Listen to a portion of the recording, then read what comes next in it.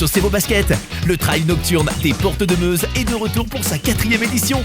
En plein cœur de la vallée de l'Assau, à Héronville, avec 6 épreuves pour tous les niveaux, de 1 à 31 km. Informations et réservations auprès de la Codecom des Portes de Meuse et sur Wanatime.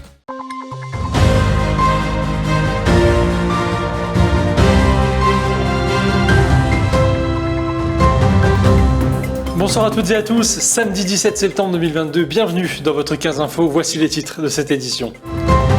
Partis depuis la mi-août pour la mission Pégase, les Rafales Bragard sont revenus ce samedi à Saint-Dizier. Saint-Dizier justement s'affiche et cela au sens propre grâce à une agence de communication. Une cave à bière a ouvert ses portes à Joinville avec un large choix de bières du monde. Et voici donc pour les titres. Depuis la mi-août, 2 Rafales de Saint-Dizier sont en mission Pégase. Australie, Nouvelle-Calédonie, Singapour ou encore Indonésie. Autant de pays parcourus pour ces pilotes dans le cadre de plusieurs exercices, dont le principal s'est déroulé en Australie. Arrivés cet après-midi aux alentours de 16h à la base aérienne 113 de Saint-Dizier, ils racontent leur expérience dans ce reportage signé Julien Carré. Après avoir passé 3 semaines en Australie dans le cadre de l'exercice Pitch Black 22, 2 Rafales Bragard et autres avions de chasse ont atterri sur la base aérienne en Indonésie, puis Singapour, dans le cadre de la mission Pégase. Le premier, je l'ai dit, déploiement, mission en Nouvelle-Calédonie. Deuxième partie, l'exercice Pitch Black en Australie. Et puis la troisième partie, c'est la partie Pégase qu'on appelle. Donc Pégase, ça veut dire projection d'envergure en Asie du Sud-Est. On fait de la diplomatie aérienne sur ce trajet retour pour mettre en avant un petit peu, faire rayonner l'armée de l'air en exposant un petit peu notre savoir-faire de l'armée de l'air et de l'espace. Et puis réassurer notre volonté de coopérer avec ces pays avec lesquels on est des partenaires privilégiés. Le principal temps fort de ce périple a été l'Australie. Cet exercice multinational d'une durée de 3 semaines visait à entraîner les équipages à la mission d'entrée en premier face à un État-puissance. Les 2 Rafales Bragard qui y participaient étaient de retour ce samedi à la BA 113. C'était vraiment une mission extraordinaire, on allait dans plein d'endroits différents, entre la Nouvelle-Calédonie, l'Australie, l'Indonésie, Singapour, donc c'était vraiment une mission exceptionnelle qu'on ne fera pas une deuxième fois dans une carrière, je pense. Beaucoup de positifs, donc la première mission de projection de puissance, j'avais jamais fait, notamment aussi loin. On a fait des missions donc, avec d'autres avions, donc on prépare c'est ce qu'on appelle des COMAO. Donc c'est des missions où on travaille entre différentes nations et on va préparer la mission pendant une journée, une mission tactique où il y a les Blues, les forces amies et les Raids, les forces ennemies simulées. Et donc on va faire des missions, on était jusqu'à 80-90 appareils en l'air. On faisait des missions globalement en moyenne de 40 contre 40. À peine les pieds sur terre que dès lundi, ils seront de retour dans les airs. Mais cette fois-ci, changement de décor, il ne s'agira pas de voler au-dessus de l'Australie, mais bel et bien au-dessus de Saint-Dizier.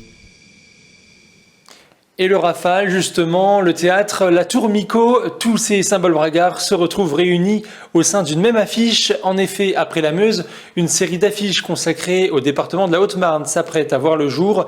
Une affiche sur Saint-Dizier est déjà parue, en vente actuellement à l'Office du tourisme de Saint-Dizier et à la librairie L'Arcelet.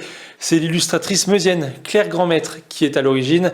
On écoute au micro de Manon de Fontis Richard Papazoglou, directeur de l'agence de communication Les 80 degrés, qui a commandé ces illustrations. Écoutez.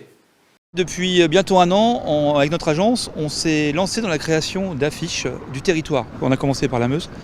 Et en fait, le travail, c'était surtout un travail de chercher à rendre leur fierté aux habitants, nos territoires ruraux qui sont souvent décriés, mal aimés.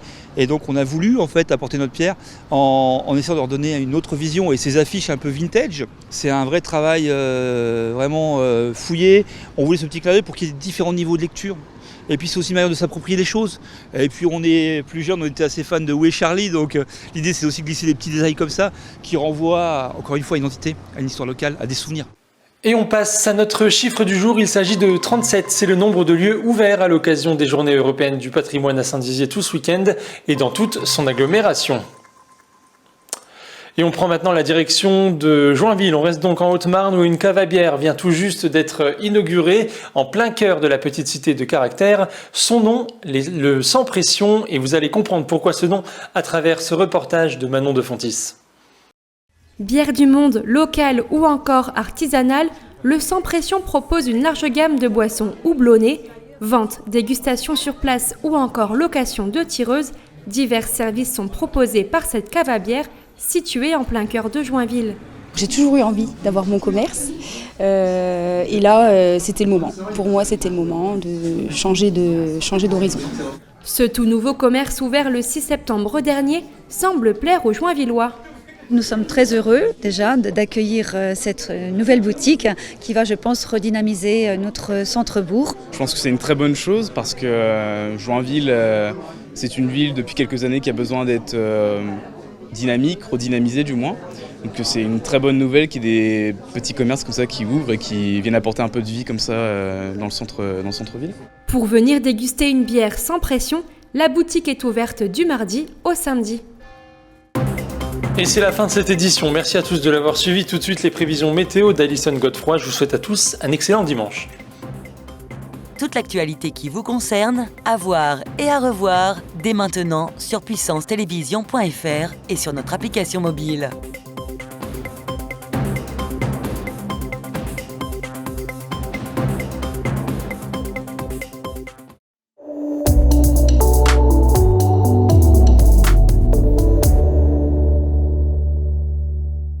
Bonsoir à tous, bienvenue dans votre bulletin météo.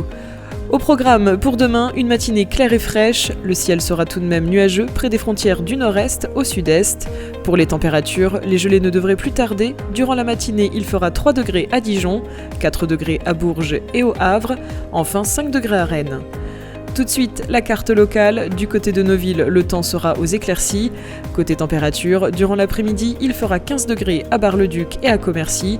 Température maximale à Saint-Dizier avec 19 degrés. Demain, dimanche 18 septembre, nous fêterons les Nadèges. Le soleil se lèvera à 7h31. C'est la fin de ce bulletin météo. Très bonne soirée avec Puissance Télévision.